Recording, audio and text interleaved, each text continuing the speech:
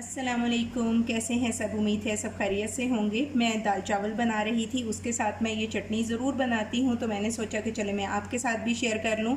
इसके लिए मैंने एक बंच के करीब धनिया लिया है और इसे अच्छी तरह से साफ़ करके और अच्छी तरह वॉश कर लिया है। इसी तरह टमाटर एक मैंने मीडियम साइज़ का काट लिया और इसी तरह जी मैंने प्याज ली है एक छोटी सी और उसे भी इसी तरह मोटा मोटा काट लिया। 3 अदद हरी मिर्चें ली हैं, हाफ़ मैंने लेमन लिया है और 3 ही जवे मैंने लहसुन के लिए हैं।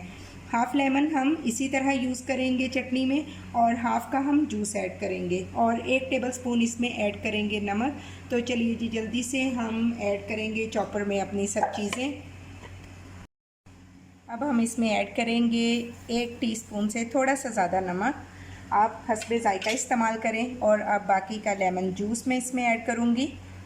आधा मैंने छिलके के साथ, आधा ये लेमन जूस है, आधा मैं छिलके के साथ यूज़ करूँगी और आधा बगैर छिलके के। तो इसे हम चॉप करेंगे। इसे हमने ब्लेंडर में बिल्कुल नहीं पीसना क्योंकि इसका टेस्ट फिर ही अच्छा आएगा। और आप इसे एज ए सैलड भी और एज ए चटनी भी यूज़ कर सकते हैं। बारबेक्यू के साथ इसका फ्लेवर बहुत अच्छा आता है। आप मेरे कहने पे एक बार इसे ज़रूर ट्राई कीजिएगा।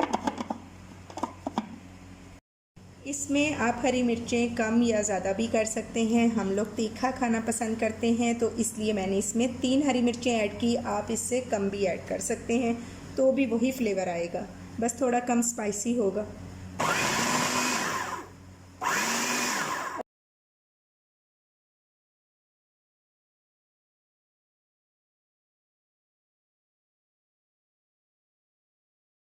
जी तो जनाब हमारी चटनी बन के रेडी है। ये देखें इसका टेक्सचर ये होगा बहुत स्मूथ और वो जो टिपिकल चटनी वाला टेक्सचर होता है वो नहीं होगा। इसको हम इसी तरह से सर्व करेंगे। तो मुझे आपके फीडबैक का इंतज़ार रहेगा। आप इसे ज़रूर ट्राई कीजिएगा। अगर रेसिपी पसंद आए तो लाइक और शेयर करें। चैनल पर न्यू हैं तो सब्सक्राइब करें। अपना और अपने प्यारों का बहुत ख्याल रखें। Take care. अल्लाह हाफ़िज़।